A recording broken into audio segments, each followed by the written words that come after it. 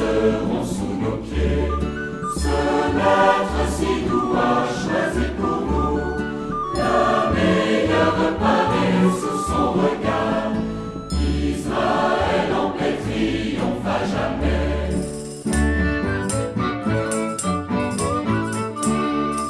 Peuple, le voici qui se montre ici, que pour l'honorer, que pour l'adorer. On aille au-devant du grand roi vivant, chanter, oui, chanter toutes ses bontés. D'un cœur plein de foi, chanter notre roi, le vrai, le seul Dieu qui règne en tout lieu. Le vrai, le seul Dieu qui règne en tout lieu.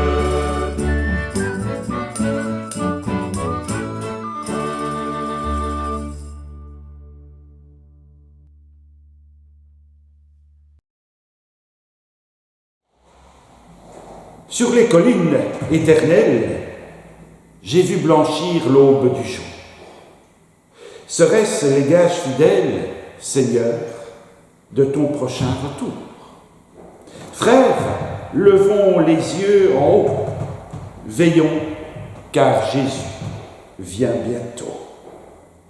Il vient pour briser notre chaîne, tarir la source de nos pleurs, et dans sa grâce souveraine, apaiser toutes nos douleurs. Frères, levons les yeux en haut, veillons, car Jésus vient bientôt. Il vient, il vient. Courage, frères.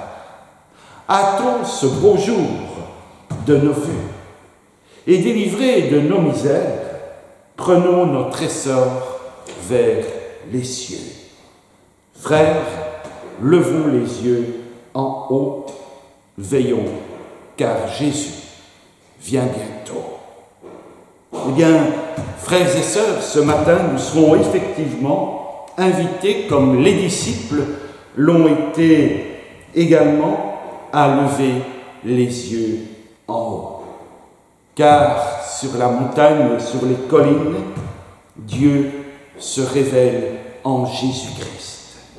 Et c'est ce matin, c'est ce texte de l'Évangile que nous méditerons, cette transfiguration de Jésus, qui nous amène à voir plus loin que celui qui est venu parmi nous. Il est venu ôter le péché du monde, mais il est aussi et surtout venu nous donner un avenir radieux. Là, dans ce royaume où il nous a préparé une place, de ce royaume, il reviendra bientôt. Il nous l'a promis. C'est une assurance. Que la paix, la grâce et la miséricorde nous soient ainsi accordées ce matin de la part de Dieu notre Père, de Jésus-Christ notre Seigneur et Sauveur. Oui, nous sommes appelés ainsi à lever les yeux en haut. Et je dirais, pas seulement, mais à lever nos cœurs, à élever nos cœurs vers le trône de la grâce pour ce moment que nous allons vivre dans quelques instants d'adoration et de louange. Nous avons encore de quoi, le remercier, dire notre joie d'être rassemblés ce matin au nom de ce Seigneur qui nous donne sa paix et sa miséricorde. Je vous invite à vous lever et à ainsi entrer dans un moment de prière afin que nous nous présentions devant le Seigneur et présentions aussi le culte que nous voulons lui rendre ce matin. Seigneur notre Dieu et notre Père, nous te louons, nous te bénissons. Toi qui es là, au milieu de nous, là où nous nous trouvons. Toi qui nous invites, Seigneur, à dépasser nos tristesses, nos souffrances, à dépasser nos angoisses, à voir au-delà de la situation dans laquelle nous sommes, cette situation si difficile que nous vivons les uns et les autres. Oui, Seigneur, à ton invitation, nous levons les yeux vers toi. Oui, comme le disait le psalmiste, d'où viendra le secours? Eh bien, notre secours vient de toi.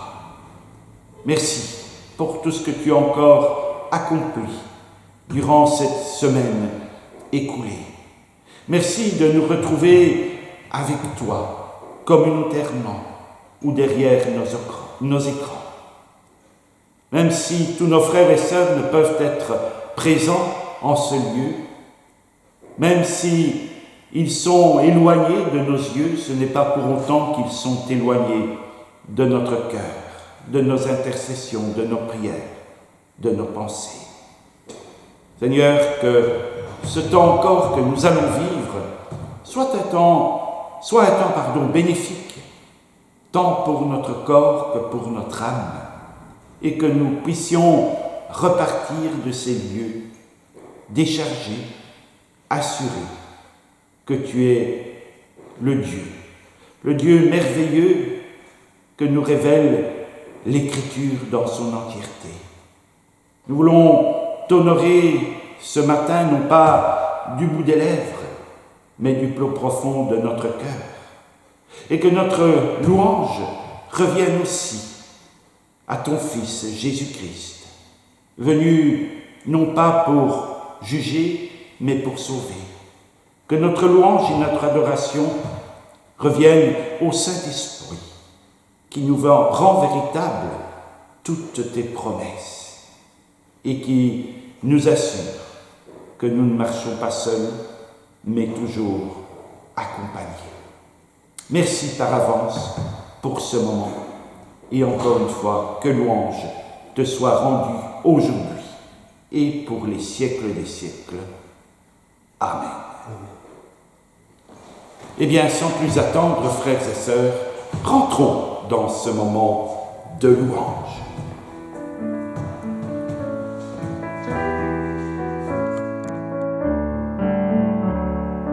Tournez les yeux vers le Seigneur et rayonnez de joie. Chantez son nom de tout votre cœur, il est votre Sauveur, c'est lui votre Seigneur. J'ai recherché le Seigneur et il m'a écouté. Il m'a guéri de mes peurs et sans fin je le louerai. Tournez les yeux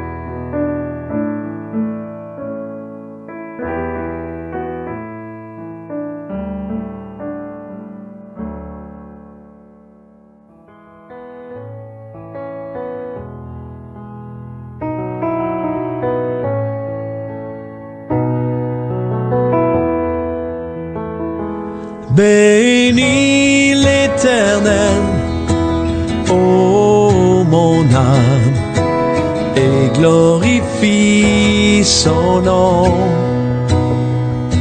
Chante plus que jamais, ô mon âme, je glorifierai ton nom. Voici l'aurore, le jour se lève, tout à nouveau je veux chanter, malgré les circonstances et ce qui pourrait m'attendre. Le soir encore, je te chanterai. Oui, bénis l'Éternel, ô mon âme, et glorifie son nom. Chante plus que jamais, oh mon âme, je glorifierai ton nom. Tu es bonté, lent à la colère, ton nom est grand et ton cœur est bon. Pour tes bienfaits je chanterai sans cesse.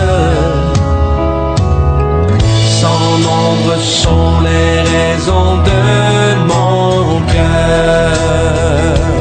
Oui, bénis l'Éternel, ô mon âme, et glorifie son nom. Chante plus que jamais, oh mon âme, je glorifierai ton nom. Oh, oh, oh,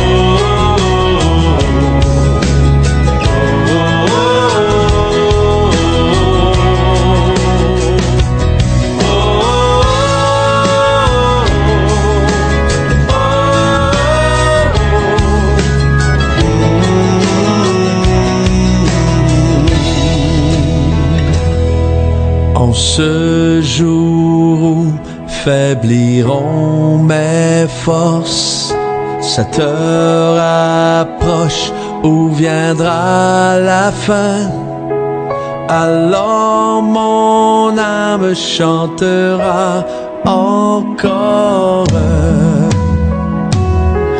Durant 1000 ans puis éternellement.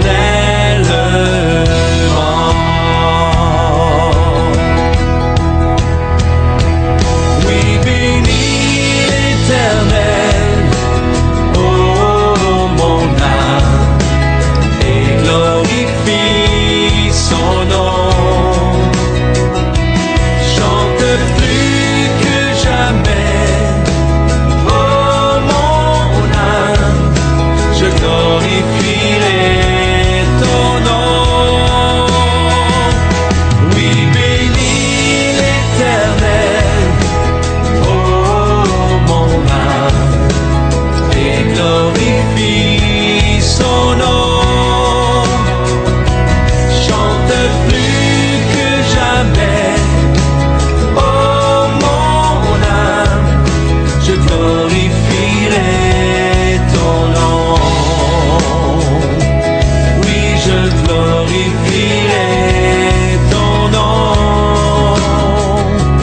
Oui, je glorifierai ton nom. Eh bien, sans plus attendre, après avoir élevé nos voix au trône de la grâce, après nous être réjouis dans ce moment d'adoration, de louange, il est temps d'ouvrir la parole de Dieu. Et ce matin, nous le ferons à 2 reprises. D'abord dans le psaume 121. Ce psaume 121 que nous connaissons tous et toutes très bien et que nous lirons dans son entièreté. Je Je lève mes yeux vers les montagnes. D'où me viendra le secours? Le secours me vient de l'Éternel qui a fait le ciel et la terre.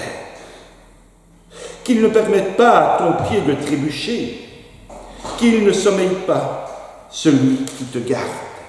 Non, il ne sommeille pas, il ne dort pas celui qui garde Israël. L'Éternel est celui qui te garde, l'Éternel est ton ombre protectrice. Il se tient à ta droite. Pendant le jour, le soleil ne te fera pas de mal, ni la lune pendant la nuit. L'Éternel te gardera de tout mal. Il gardera ta vie. L'Éternel gardera ton départ et ton arrivée, dès maintenant et pour toujours. Merci Seigneur pour cette parole. Et la seconde lecture, nous la ferons dans l'Évangile, toujours dans l'Évangile selon Marc, que nous ne quittons plus. Et nous lirons au chapitre 9. Chapitre 9 de l'Évangile selon Marc. Nous lirons à partir du verset 2. À partir du verset 2, chapitre 9, jusqu'au verset 10 de l'Évangile selon Marc. 6 jours après, Jésus prit avec lui Pierre, Jacques et Jean. Et il les conduisit seuls à l'écart sur une haute montagne. Il fut transfiguré devant eux. Ses vêtements devinrent resplendissants et d'une telle blancheur que personne sur la terre ne peut blanchir ainsi. Élie et Moïse leur apparurent et ils s'entretenaient avec Jésus. Pierre prit la parole et dit à Jésus, « Maître, il est bon que nous soyons ici. Faisons 3 abris, un pour toi, un pour Moïse et un pour Élie. » Ils ne savaient que lire, car ils étaient effrayés. Une nuée vint les couvrir, et de la nuée sortit une voix. « Celui-ci est mon fils bien-aimé, écoutez-le. » Aussitôt, les disciples regardèrent tout autour, et ils ne virent plus que Jésus avec eux. Comme ils descendaient de la montagne, Jésus leur recommanda de ne dire ce qu'ils avaient vu à personne, jusqu'à ce que le Fils de l'homme soit ressuscité. Ils retinrent cette parole, se demandant entre eux ce que signifiait ressuscité. Et nous arrêterons là la lecture de la parole de Dieu pour ce matin. Une fois encore, que Dieu bénisse sa parole et qu'elle soit ainsi profitable pour chacun et chacune d'entre nous. Dimanche dernier, les divers textes extraits de la parole de Dieu nous donnaient directement et indirectement rendez-vous en un endroit que nous considérons comme particulièrement hostile, le désert, souvenez-vous. Le désert, plutôt un endroit de mort que de vie, lieu de la soif, de la faim, de la peur, ou encore même d'hallucination et pire encore, de tentation. Alors, bien entendu, point de désert géographiquement parlant, comme nous disions dimanche dernier au sein de nos contrées. Et pourtant, combien non pas le désert, mais les déserts sont omniprésents au sein de nos existences. De quoi, pourrions-nous dire ainsi, de quoi y perdre son latin, même si nous localisons très aisément ces déserts. Oui, les déserts où se profilent tant de tentations sont bien présents au point où très souvent nous désespérons, où nous nous croyons irrémédiablement perdus, abandonnés. Et la semaine passée, nous étions confrontés à un texte où nous rencontrions Jésus, notre Seigneur, qui lui aussi connaît le désert, tenté rappelez-vous, pendant 40 jours et 40 nuits. Rien ne lui est épargné, et pourtant, conclusion, c'était qu'il en sortait vainqueur. Plus que vainqueur, parce que tout simplement, comme je le disais déjà, il a nourri sa résistance sur le bon fondement des promesses de son Père. Parole de vie, de résistance, de victoire et de bien d'autres choses comme de vérité.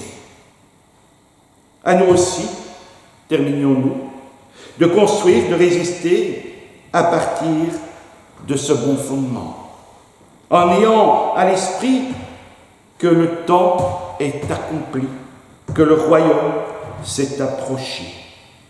Ainsi, revêtu de sa présence, de sa grâce, de son pardon, de sa miséricorde, nous avons le privilège d'être en Jésus, Seigneur et Sauveur, plus que vainqueur.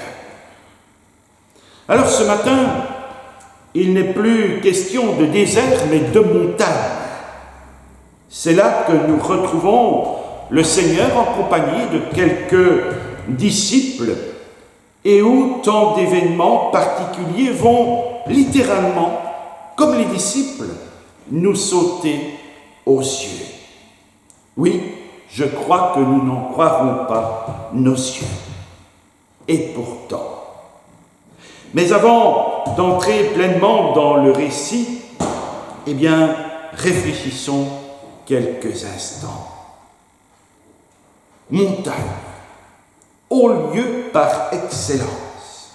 Et il nous faut d'ailleurs faire preuve de beaucoup d'imagination pour nous imaginer, pour nous transporter en ces hauts lieux, étant donné que notre plat pays qui est le mien, qui est le nôtre, pour reprendre les paroles de notre ami Brel, ne nous en donne pas l'occasion. Il nous faut faire preuve de beaucoup d'imagination. Eh bien, en fin de compte, pas tant que cela. C'est que des montagnes, nous en devons en gravir régulièrement. Il y en a tellement qui se présentent à nous. Et pas besoin d'imagination pour ce faire. Ne nous transformons-nous pas assez souvent en alpinistes pour ce faire. Non pas ni virtuellement, mais réellement. Pour le dire autrement, ô combien la vie nous soumet à des obstacles qui, de prime abord, nous paraissent viscéralement insurmontables. Et il est vrai d'ailleurs que c'est souvent accompagné de trébuchements, de chutes, de blessures, que nous pouvons arriver au sommet quand nous y arrivons. Et vaincre ces murs à l'image réelle alpiniste qui peinent, qui s'essoufflent, qui peinent pour y arriver quand une fois encore ils y arrivent. Les pentes sont tellement longues, sont tellement rocailleuses, difficiles, qu'il n'y est d'ailleurs pas soumis. Vous comme moi, nous le sommes tous et toutes. Et les plus philosophes diraient ainsi en est-il de la vie. Mais ces pentes, ces montagnes sont parfois si effrayantes qu'il nous arrive même de ne pas oser imaginer là où les franchir. Il ne faut pas en faire toute une montagne, diraient certains. Peut-être, mais quand même. Lorsque tout s'écroule autour de nous, lorsque nous ne savons plus où donner de la tête, comme l'on dit communément, lorsque nous sommes assaillis par le doute, le désespoir, nous faut-il une fois encore ne pas en faire toute une montagne?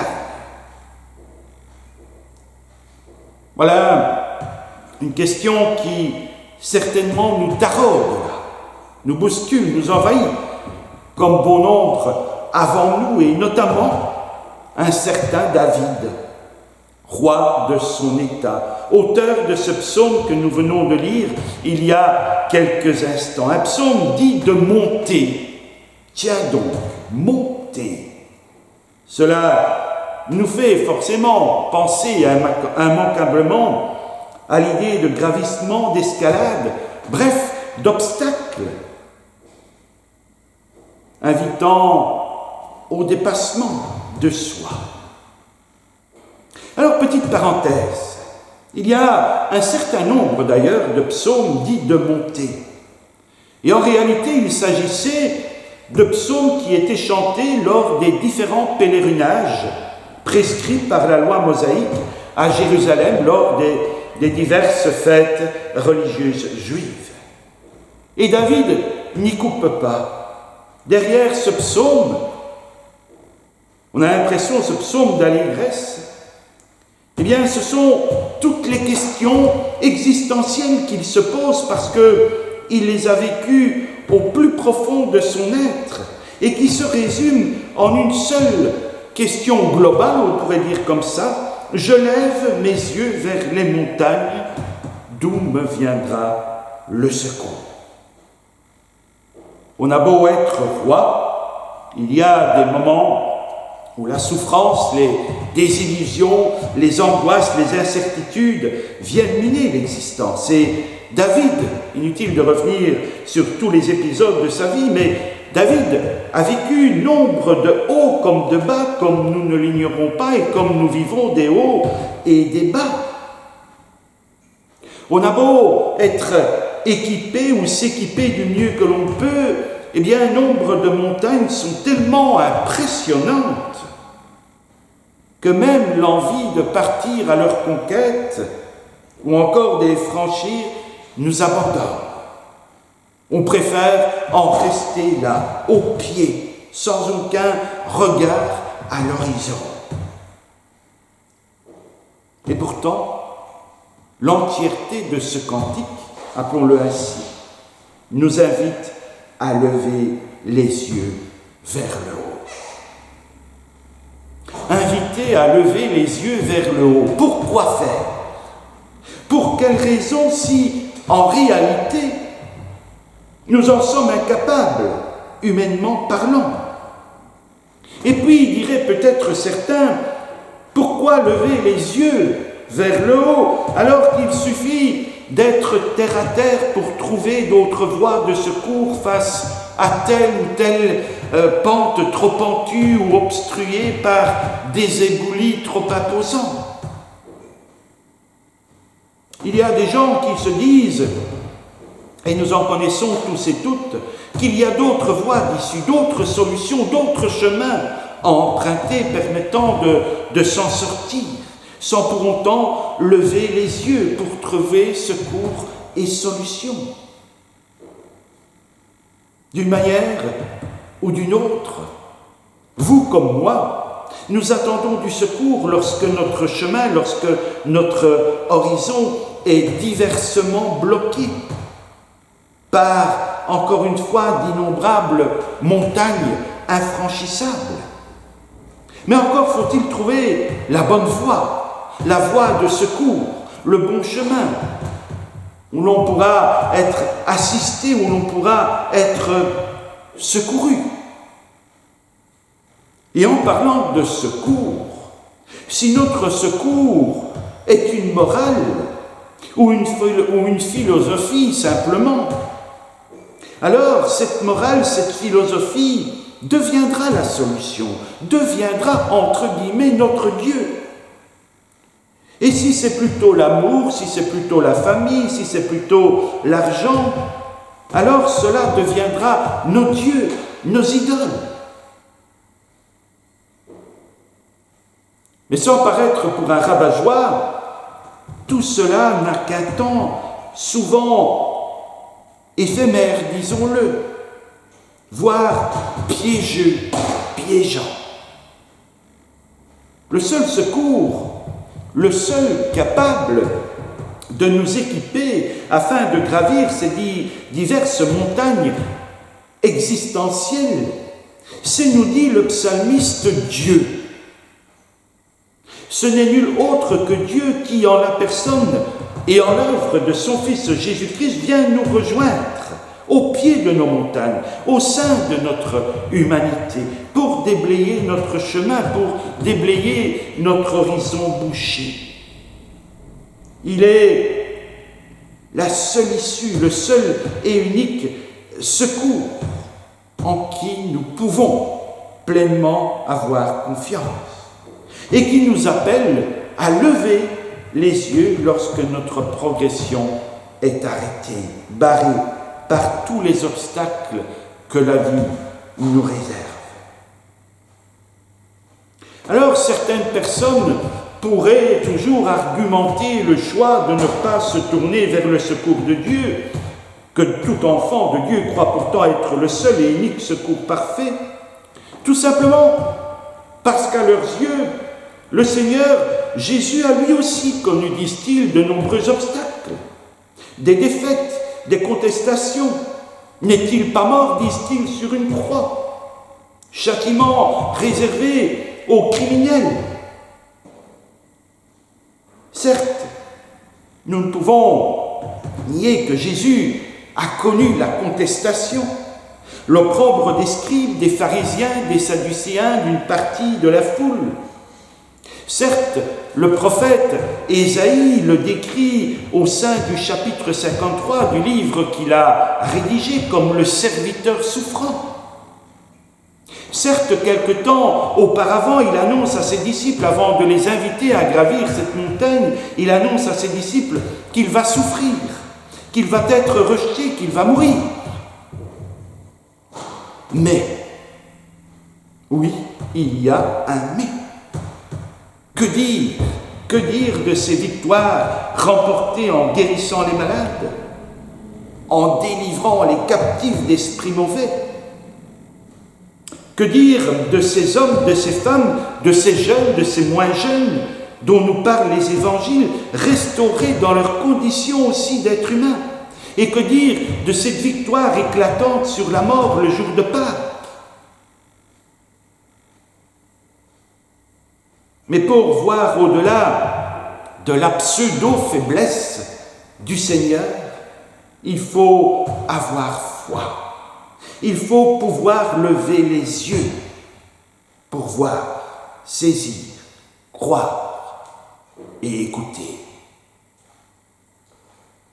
Tout à l'heure, je disais que c'est là, au sommet d'une montagne, que nous retrouvons le Seigneur en compagnie de quelques disciples, où tant d'événements particuliers vont nous sauter aux yeux. Le récit de la transfiguration du Seigneur se situe à un tournant dans l'Évangile. Juste avant la confession de l'apôtre Pierre, juste avant que Pierre ne lui dise « Tu es le Fils de Dieu », eh bien Jésus a interrogé les disciples au sujet de la manière dont les foules l'ont perçu. Comment l'ont-ils compris? Qui il était en réalité? Et puis, il va annoncer qu'il va se rendre à Jérusalem, que là, il va être vilipendé, arrêté, condamné, mourir et revenir à la vie le troisième jour.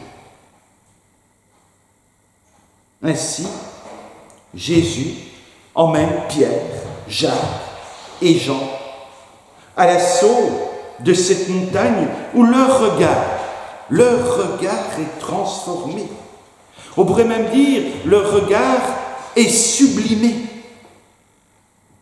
Cette montagne, de prime abord, inhospitalière, comme nombre de nos montagnes, eh bien, elle devient un lieu de révélation où les yeux, la compréhension, la foi et l'espérance sont à leur apogée. Notons bien, ce n'est pas l'identité du Seigneur Jésus qui change, qui est transformé. Fils de Dieu, il est. Et fils de Dieu, il le sera d'éternité en éternité. Ce n'est pas un changement d'être, mais un changement dans le regard des autres. Une véritable révélation, si besoin leur était encore. Celui qui vient ôter le péché du monde, Jésus, celui qui vient aplanir, de par sa présence, de par sa toute-puissance, de par son amour et sa miséricorde, les sentiers tortueux, élevés de nos existences, est bel et bien le secours dont chaque être humain a besoin. Et l'apparition à la fois de Moïse et d'Élie, avec qui notre Seigneur s'entretient, eh bien, confirme qu'il est celui qui accomplit et met un terme à la révélation de Dieu. Plus tard, ne dira-t-il d'ailleurs pas sur cette croix, tout est accompli. Il est celui qui, aujourd'hui encore, au pied des montagnes, qui nous invite à gravir, il est encore aujourd'hui celui qui vient nous révéler sa gloire, la gloire de son Père. Mais en même temps, un détail qui ne nous aura pas échappé à notre lecture ou à notre audition, eh bien, il est celui qui redescend de la montagne en compagnie de ses disciples qu'il a invités à monter, à s'élever. Il redescend de la montagne. Il nous assure qu'il marche avec nous dans notre faiblesse, non pas pour nous opprimer, mais pour nous libérer de toutes les oppressions, de toutes les montagnes, encore une fois, qui viennent obturer notre marche, notre vécu, notre vie. Notre désir, à chacun, chacune, c'est que cessent nos ascensions si difficiles et si douloureuses, n'est-ce pas? N'est-ce pas là ce que nous voulons? Seigneur ne les supprime pas, il les habite avec nous, ce qui nous permet de les vaincre, de les surmonter, d'arriver au sommet, et puis de redescendre rassuré, dirais-je, rassasié.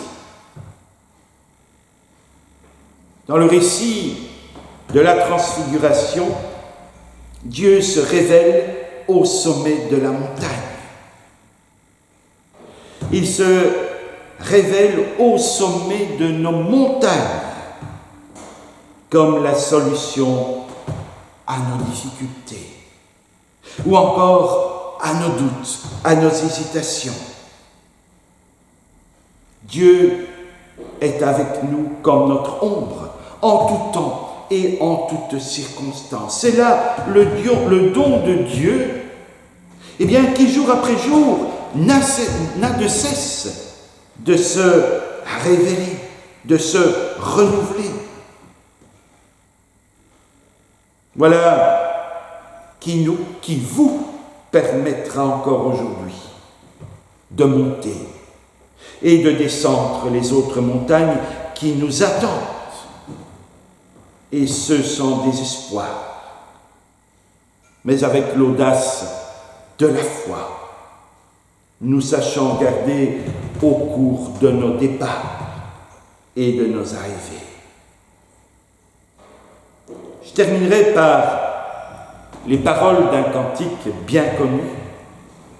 Quand les collines chancelleraient, quand les montagnes s'éloigneraient, Dieu fera tout comme il promet. Mon amour, dit-il, oui, mon amour ne s'éloignera point de toi. Oui, mon amour, entendons-nous bien, mon amour ne s'éloignera point de toi. Ainsi, levez nos yeux, n'ayons pas peur, nous dit Jésus, qu'il nous remette ainsi debout et nous donne d'affronter notre vie, on peut le dire, montagneuse. Que le Seigneur nous bénisse, qu'il garde nos départs, nos arrivées, aujourd'hui et à jamais. Amen.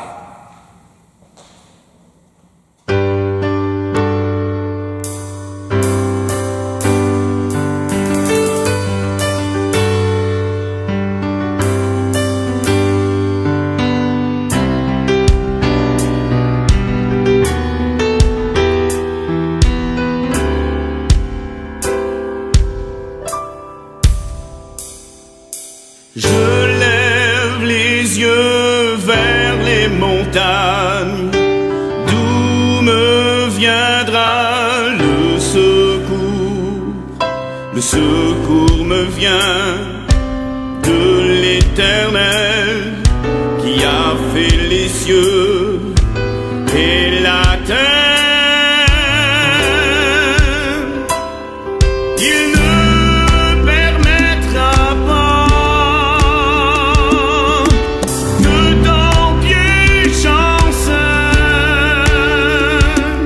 celui qui te garde le sommeil au point, il vient au secours du faible et de l'affligé.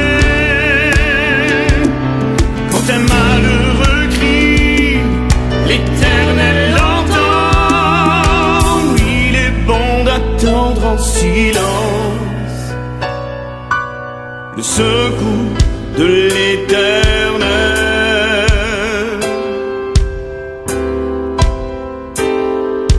Je lève les yeux vers les montagnes, d'où me viendra le secours. Le secours me vient de l'Éternel qui a fait les cieux et la terre. Il ne sommeille ni ne dort, celui qui te garde. Il est sans l'ombre à sa main, la prunelle de ses yeux. Il vient au secours du faible et de l'affligé. Quand un malheureux crie, l'Éternel l'entend. Il est bon d'attendre en silence le secours de l'Éternel.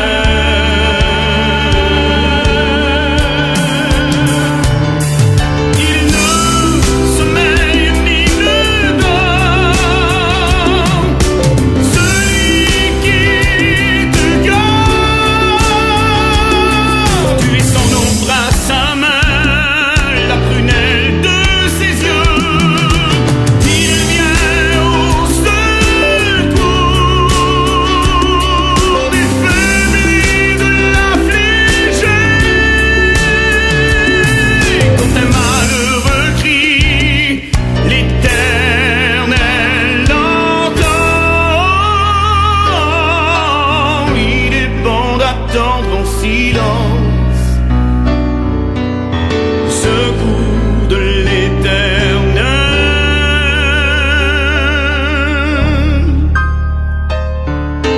Je lève les yeux vers les montagnes, d'où me viendra le secours. Le secours me vient de l'Éternel qui a fait les cieux et